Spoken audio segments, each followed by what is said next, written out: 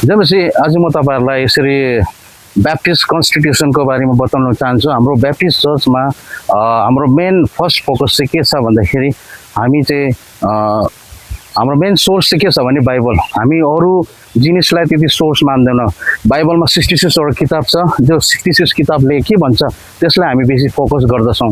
जस्तो बेला बेला कतिजना विश्वासीले भन्छ है, मैले यो दर्शन देखेँ, त्यो देखेँ हो, कहिले मैले सपनामा यो देखेँ, यो फोकस गरेँ भन्छ। तर त्यस्तो कुरोमा हामी त्यति विश्वास गर्दैनौँ।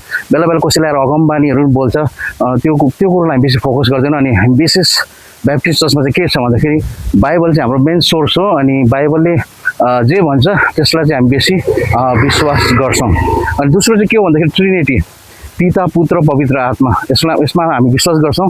अनि यसैमा पनि हामी जब बप्तिस्मा दिन्छौँ, हामी पिता पुत्र र पवित्र आत्मालाई बप्तिस्मा दिन्छौँ। अनि विशेष गरी हामीले याद गर्नुपर्ने के हो भन्दाखेरि पिता परमेश्वर है, वो अलग छ, पुत्र परमेश्वर अलग, अनि पवित्र आत्मा परमेश्वर अलग। बट यो ट्रिनिटी कन्सेप्ट चाहिँ के छ भन्दाखेरि यो ट्रिनिटी कन्सेप्ट चाहिँ एउटैमा आउँछ। त्यो चाहिँ के हो भन्दाखेरि उनीहरू वान गड, त्यही कारण यसलाई चाहिँ ट्रिनिटी भनेको, ट्री युनिटी होइन, ट्रिनिटी भनेको।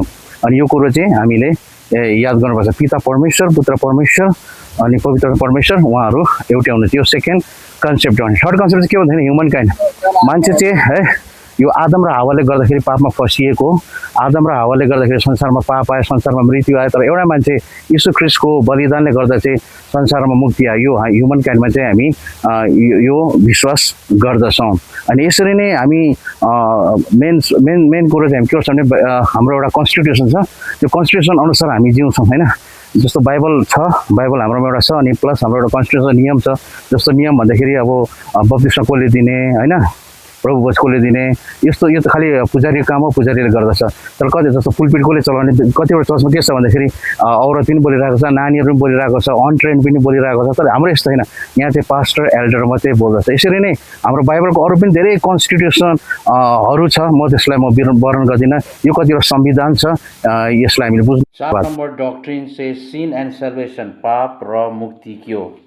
पाप चाहिँ ब्याप्टिस्टले विश्वास गर्दछ कि यो पाप चाहिँ आदमबाट सुरु भएको, अनि प्रत्येक मानव जाति जो जन्मियो, जो जन्मिन्छ, जो अहिले जन्मेको छ, यो ट्याग चाहिँ लागेको हुन्छ। चाहे उसले पाप गरोस् नगरोस्, मान्छे पापमा जन्मेको हुन्छ। तर यसको उपाय छ, जो मुक्तिको त्यो डक्ट्रिन छ, त्यो चाहिँ यीशु ख्रिस्टबाट मात्रै हुँदछ। त्यो चाहिँ यीशु ख्रिस्टको अनुग्रहले मात्रै मानिसले मुक्ति पाउँछ, जस्तो रोमीको पुस्तकले भन्दछ। त्यसरी 5 नम्बर चर्च चाहिँ के हो। ब्याप्टिस्ट चर्चले चर्च यो विश्वास गर्दछ कि चर्च चाहिँ यीशु ख्रिस्टको शरीर हो। अनि चर्चमा चाहिँ पवित्र आत्मा परमेश्वर, जुन मैले पहिला तपाईँलाई भनेको थिएँ, पवित्र आत्मा परमेश्वर यसमा सक्रिय साथै शक्तिशालीले मण्डलीलाई प्रयोग गर्दछ। परमेश्वरको वचन बाँड्नुमा एउटा माध्यम चर्च बनिन्दछ। त्यसरी 6 नम्बर बप्तिस्मा के हो। बप्तिस्मा यीशु प्रभुले सुरु गर्नुभएको हो, अनि पहिला शताब्दीको चर्चले पनि सुरु गरिएको छ। अनि जसरी सुरु गरिएको छ, अनि ब्याप्टिस्टले चाहिँ मेन इमर्सनमा विश्वास गर्दछ, पुरा डुब्की लाउनेमा है। अनि बप्तिस्मा चाहिँ यीशु ख्रिस्टको मृत्यु, गाडेको अनि बौरी उठेको चिन्ह हो, जुन मान्छेलाई डुबाउँदछ, त्यसको प्रतीक हो। अनि बप्तिस्माले चाहिँ मान्छेलाई मुक्ति दिँदैन, तर यो चाहिँ हाम्रो भित्र कन्भर्सनको एउटा चिन्ह हो। अनि यसरी 7 नम्बर डक्ट्रिनमा के आउँछ भन्दाखेरि इभान्जेलिजम र मिसन, प्रचार र मिसन के हो।